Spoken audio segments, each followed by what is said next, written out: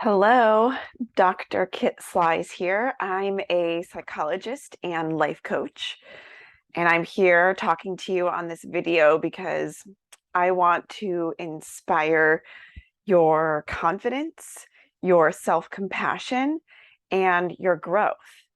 And as I'm talking to you today, it is March. Um, and so for me, I'm in the Northern Hemisphere, which, as I think a lot of my viewers are. And so we are in this month where we are entering into spring. And it might not feel like it, depending on where you are, but that's what's coming up, right? And so I wanted that to sort of be the theme for our month. Spring, this note, and everything that brings, right? This notion of growth, birth, rebirth, renewal, springing up. So that's my hope for this month, is to talk about that. And I mean, March was always a hard month for me. It's a long month. I grew up in the Midwest, so it was always long and cold and dark and sort of, I just remember it being dark and dreary. And as a kid, it was like also the month where there was like no holidays in school, right? And so it was just torturous to get through because you knew spring was coming around the corner, but it was just taking forever to get there. And so if that's how you're feeling, if you're feeling like the opening up of whatever is taking too long, if you're feeling the darkness, the dreariness, I'm hopeful that these next couple of videos will help you feel inspired and connected to your growth. What is it? What is your growth journey even? Are you healing from something? Are you working towards a transformation? Whatever that is, that can be very exciting, but it's also a process, whether it's growth and and transformation into something new and exciting, or whether it's healing. That process is rich and takes time. And there's waves in that process. There's ups and downs, right? It's not a linear process. We don't say, oh, I'm just going to go up this nice little escalator and ding, I've arrived at my new transformation or my healed self. There are dips in this process that feel like, oh, we're going backwards. I'm not growing. I'm not transforming. What is happening? Right. And so I want to just normalize that process for you. So if you're in a dip, it doesn't mean that you're not growing.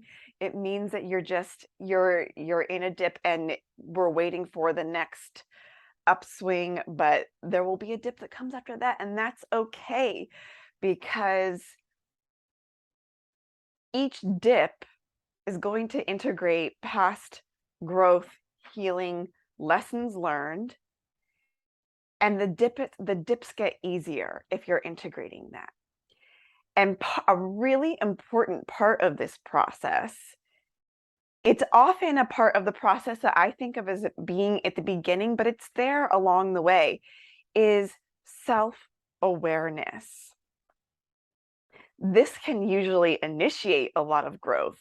Sometimes that growth can be painful because sometimes that self-awareness doesn't always feel the greatest, or it means that stuff in our life changes, and change can feel hard, right? So there is a little bit of a disclaimer if you're embarking on any of these journeys and you are engaging in self-awareness. Beware. It can it can feel difficult, it can feel hard, it can feel like you're going backwards, but it is a necessary part of that process. And when I say self-awareness, I'm talking about, I mean, that can mean a lot of things, but really what I'm talking about is being really aware of and in touch with yourself. What are you thinking and feeling at any given point in time? Truly, truly feeling. And another really important aspect of the part of self-awareness is acceptance. of where you're at. The reason the acceptance piece is important is because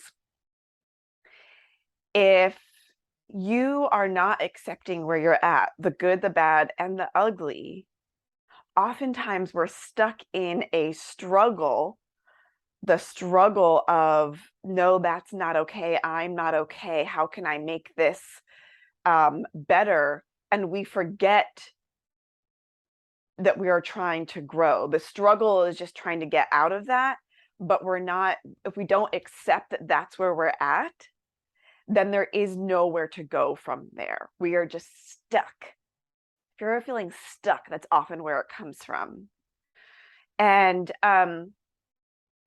self-awareness, the acceptance of where you are at in that moment, does not mean that you want to be in that place or that you agree with it. So if you are in an uncomfortable place, if you are experiencing pain, it doesn't mean that we are excusing the reason for that pain. If it came from an outside source, it doesn't mean that that you're saying, oh, by accepting where I'm at, this is where I want to be forever. So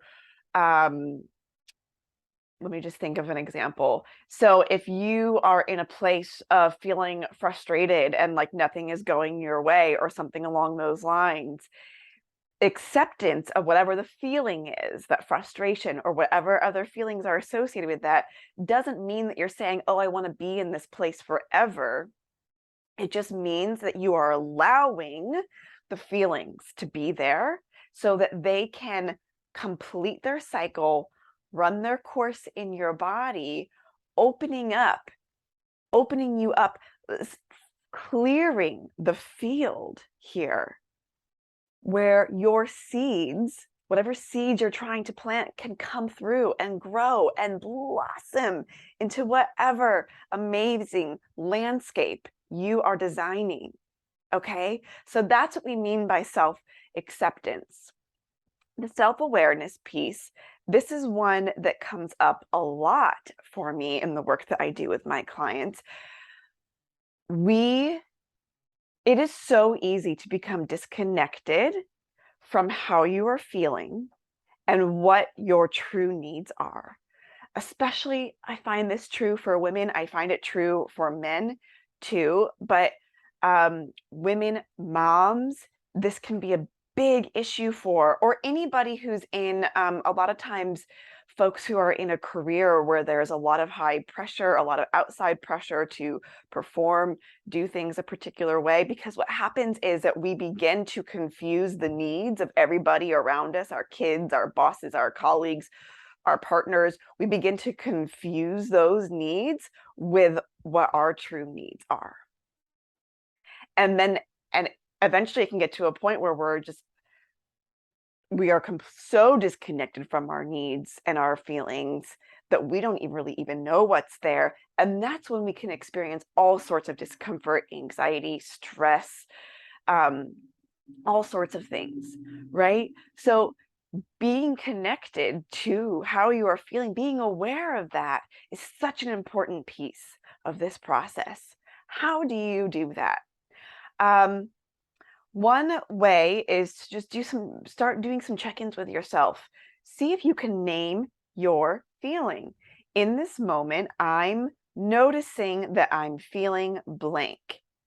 It is important to use the terminology I'm noticing and not just going into I'm feeling, especially if the feeling is one that you are struggling with and not wanting to connect to. The noticing verbiage helps us become an observer of that feeling without becoming the feeling. So if the feeling is sadness, we can observe the sadness and let it run its course without being the sadness and going down a spiral.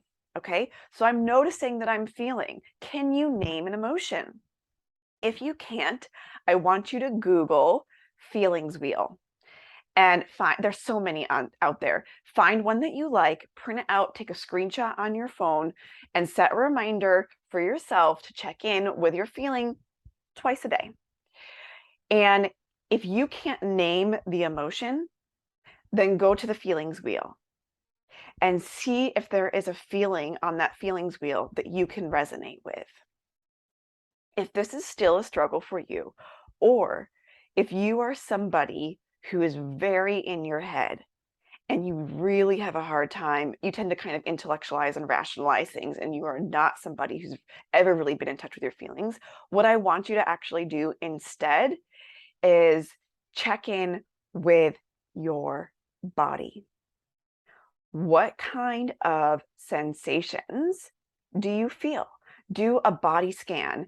And if you're having a hard time doing this, close your eyes. It helps us go inward.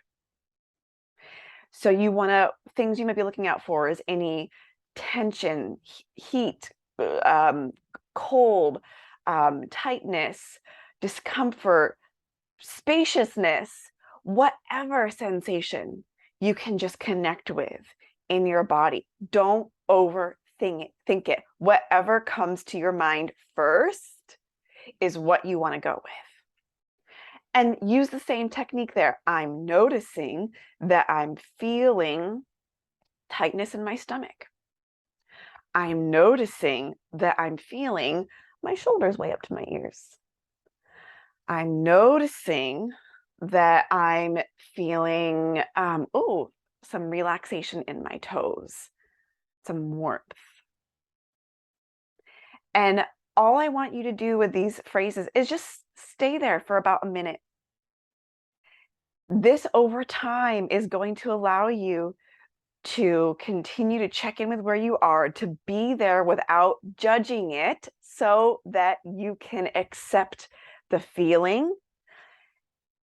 The goal is to let these feelings guide you and speak to you, not in the way that you are just reacting out of an emotional place, but so that you can be in touch with, is there an unmet need that is driving this feeling? This is the ultimate goal.